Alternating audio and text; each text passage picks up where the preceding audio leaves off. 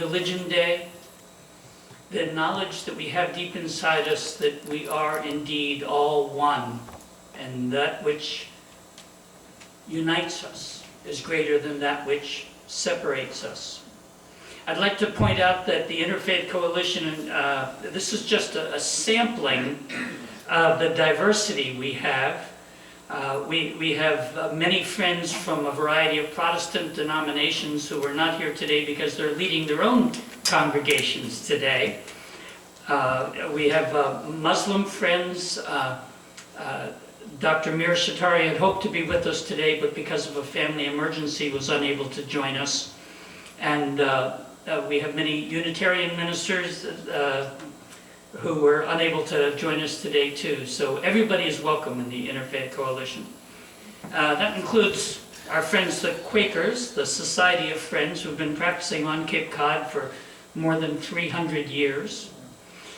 And they asked if we would share this 1 minute on peace, something the Friends have been standing up for a very long time. And this was approved by the Barnstable Friends meeting. It is with tears that we mourn the deaths of soldiers, freedom fighters, babies, mothers and fathers, children, victims of endless wars. It is with sadness that we welcome home our war-shocked veterans who take their own lives when they find a future without hope.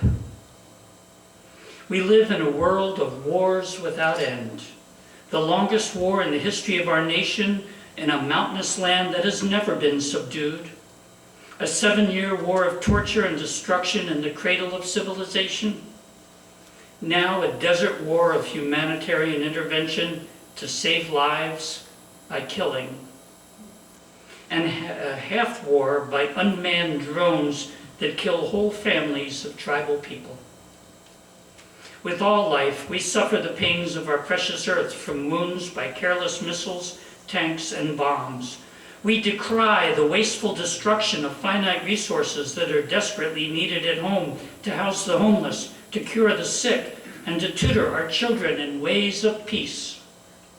We vision a world which embraces peaceful means of resolving conflict with equality and justice, where before the idea of violence is entertained, grievances are addressed with concrete steps, where conciliation, mediation, arbitration, fact-finding, and adjudication are codified, international laws and practices of international organizations like the United Nations.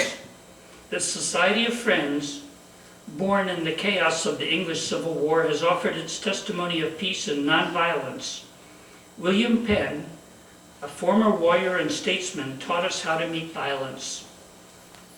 We are too ready to retaliate, he said, rather than forgive or gain by love and information. And yet, we could hurt no man who we believe loves us. Let us then try what love will do. For if men did once see we love them, we should soon find that they would not harm us. Force may subdue, but love gains. And he that forgives first wins the laurel. If I am even with my enemy, the debt is paid. But if I forgive it, I oblige him forever. That was in William Penn's Truths of Solitude. Penn put this truth to the test, achieving peace in Pennsylvania with the Lenni Lenape, the Susquehannocks, and the Delaware Indians, instituting what was known in Indian terminology as a chain of friendship. Let us then try what a chain of friendship will do. Let us try what love will do. That's from the Society of Friends. And that philosophy joins perfectly the message from my Buddhist teachers. For 2,600 years, followers of the Buddha have been teaching that we are all one. And that, as the Buddha said, Evil can never be overcome by force. Only by love can evil be overcome. We believe that we are all one. This is a pretty simple motto. In fact, you all carry it around with you in your pocket change. E pluribus unum, out of many, one. Now, the founding fathers were probably referring to the 13 colonies, but it's more true today that there were many of us here. And we're a diverse group on this planet, and yet we are one. When somebody decides to pursue the Buddhist philosophy seriously, we take what is called a bodhisattva vow. This brown jacket I'm wearing represents the robes of the order of interbeing, the philosophy that we inter are. And that's what we mean by e pluribus unum. We all are connected. We all are one. The Buddha taught that we are all like waves on the ocean. Here on Cape Cod, we have many opportunities to watch the waves on the ocean. And from time to time, a beautiful wave may appear. And then when conditions are no longer sufficient, the wave simply returns to the ocean from whence it came. The ocean is one, not separate waves. We are all one. We experienced that profoundly last month with the tragedy in Newtown, Connecticut. I don't remember what I've ever cried so much, and I bet many of you cried too. For even if we had never met those children and the others who died there, we were one with them. That was not somebody different over there in Connecticut. That was us. We all suffered. We all suffered together because we all are one. Thank you. Thank you.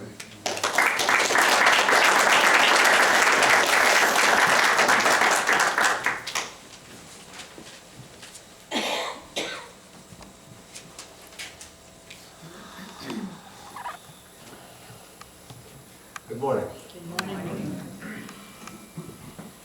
I had a dream, and I don't mean it poetically or figuratively. Last night, I had a dream, and it occurred to me, sorting it out this morning, that it was useful to you.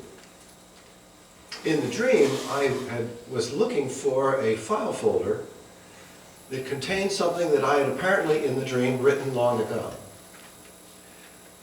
It was, in the dream, very clear what it would look like and that I would know it when I found it. It was written, handwritten, in purple ink. Whatever that document was, it contained something beautiful, it contained something necessary, it contained something useful. And in the dream, I had remembered suddenly that I had written it and that it was very important that I find it and set it in motion. I think faith at its best is like that search.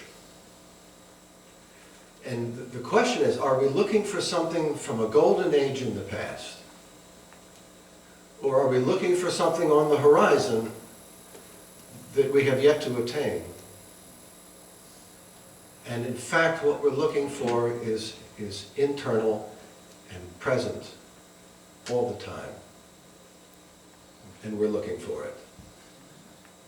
When I was a little boy, my parents fought all the time. I grew up in that environment. It sensitized me in some ways destructively, in some ways usefully. It trained me to look for the tear sliding down the side of the face turned away from me. In some ways, that has been a useful thing. I remember as a little boy, it was a pretty big house I grew up in. We had 3 stories, and I was in the 3rd floor, as far away from the argument as I could be. while it was raging downstairs, and I made a series of promises to myself. And I'd forgotten those for a long time and remembered them only when I was grown up and one of my parents was dying. Promise number one, I will never forget what it feels like to be in this moment now and hearing what I'm hearing. Second, when I grow up, and I had no idea where, in what fields one would acquire such information, I'm going to find out why good people do this sort of thing to each other. And third, I will never repeat it in my life. My children will not have to listen to this. It was a very solemn promise that I made to myself. I remember it much later. A kind of dream, if you like. In a way, a promise is sort of like an agreement to meet ourselves at a future time. To be at a certain place at a certain time with our own selves in the future. And it has come to me in the end, regardless of what faith we are, that the thing we're looking for is right next to the life we're living right now. Better yet, it is inside the life we're living right now, the sweeter, more illumined life. Why we don't live that instead of the life we're living has been the great mystery of my life. I still don't know why we don't live that brighter, more illumined life. If I have a dream, it is to figure out the answer to that. But failing that, to try as best I can to live in my own life with the people that I have to live with, including my loved ones here on this stage. That brighter, more illumined life. I come to Martin Luther King Day with the knowledge that my ancestors owned slaves in Maryland. To my horror, I learned as a grown-up that my ancestors had owned Frederick Douglass. That my ancestors had beaten Frederick Douglass. And I was ashamed. I have a friend in Sean Gonsalves who writes for the paper, and for several years I was ashamed to even tell him. I thought he might hate me for that. I wouldn't have blamed him. Even though it wasn't my personal fault, it's a stain of sorts. And finally, we were having breakfast at Cafe Dolce, and I told him, and he said, "Larry, that's terrific." And I said, "It's terrific." He said, "Yeah, don't you remember Martin Luther King? That I have a dream that someday the great-great-grandsons of the slave master and the great-great-grandsons of the slave will sit down together and break bread in friendship. And Larry, we're doing it."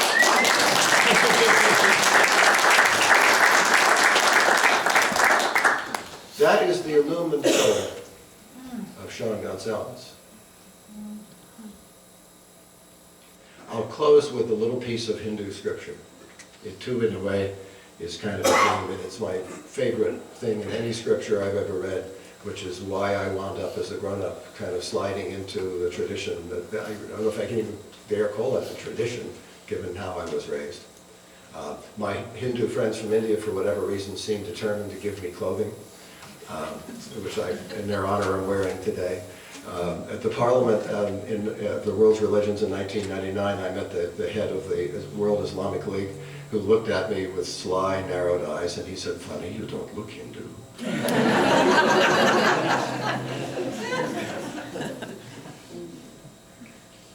As someone in the arms of one beloved feels only peace all around, even so the soul in the embrace of God feels only peace all around.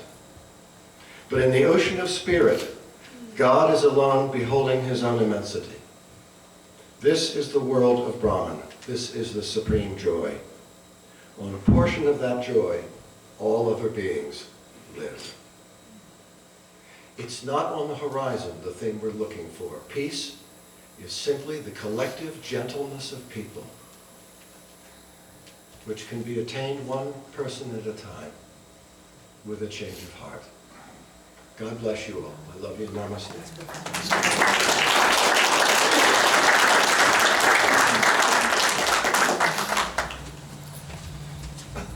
Hello again, my name is Judith Portolo. What is our dream for peace? Peace is only possible, according to Baha'i teachings, once women have been accorded full participation across all fields of human endeavor. Yay, us.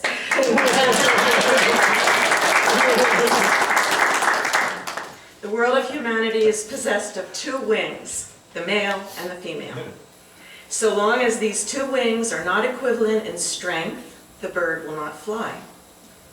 Until womankind reaches the same degree as man, until she enjoys the same arena of activity, extraordinary attainment for humanity will not be realized.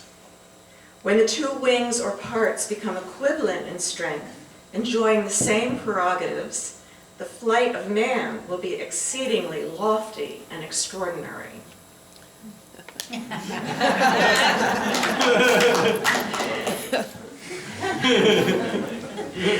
Over a century ago, for the first time in religious history, Baha'u'llah, the founder of the Baha'i faith, in announcing God's purpose for the age, proclaimed the principle of the equality of women and men, saying, "Women and men have been and will always be equal in the sight of God.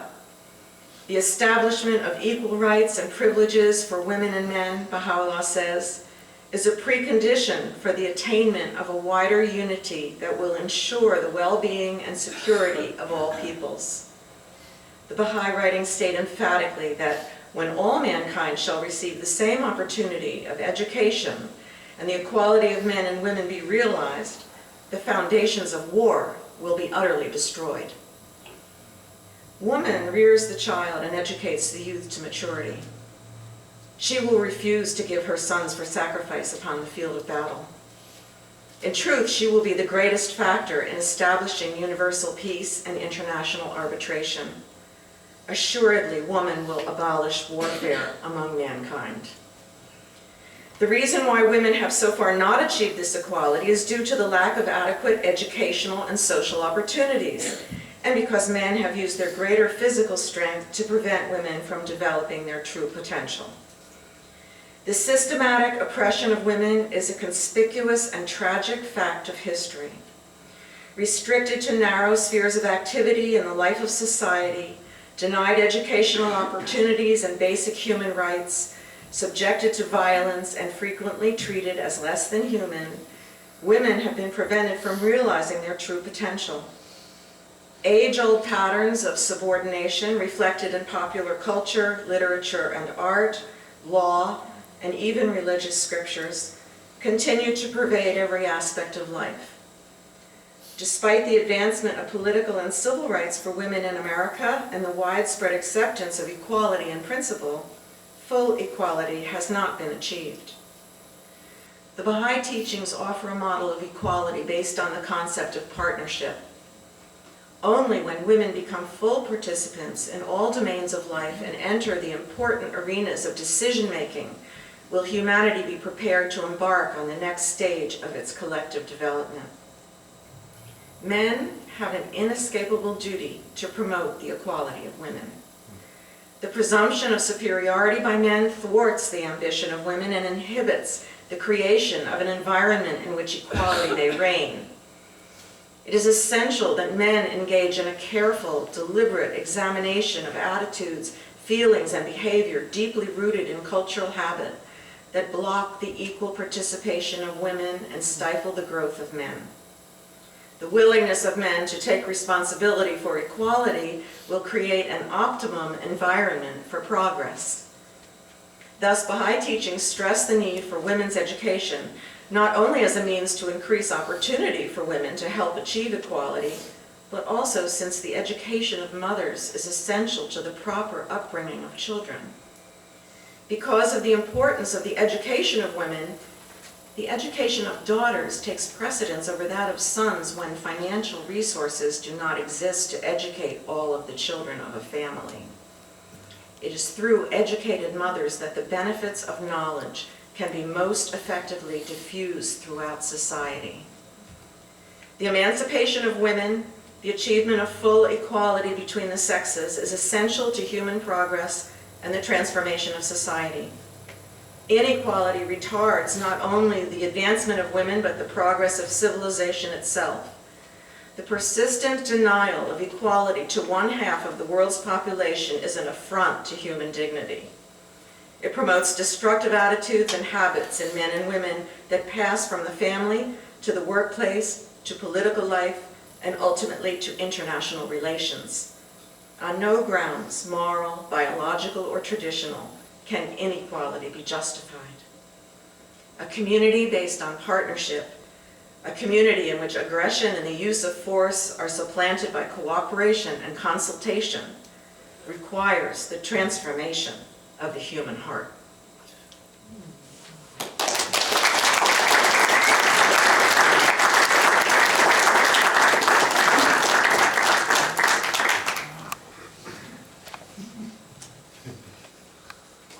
Wow.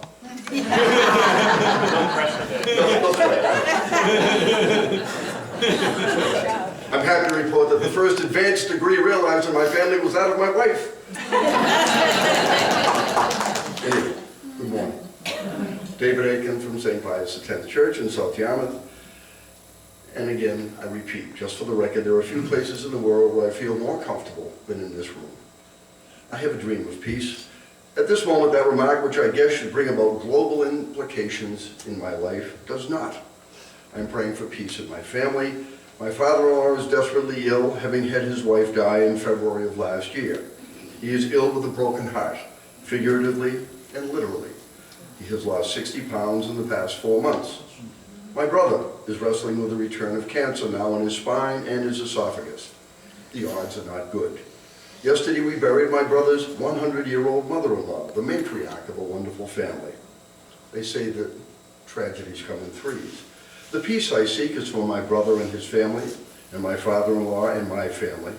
There are times in life when the human condition becomes a real burden, and I thank God daily for the faith to march on when adversity strikes.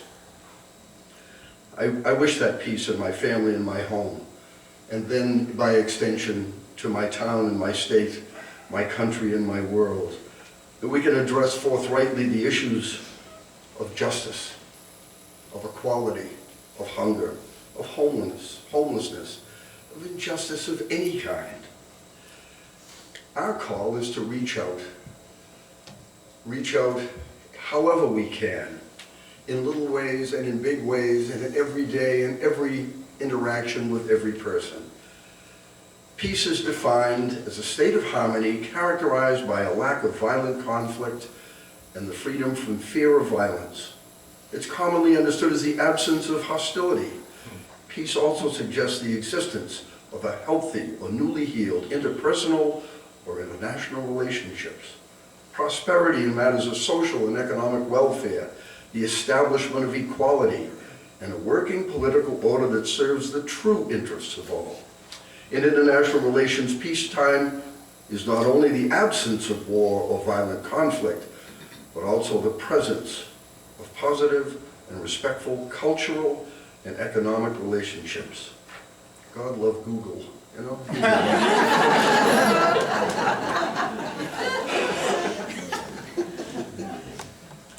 Martin Luther King, he who passively accepts evil is as much involved in it as he who helps to perpetrate it.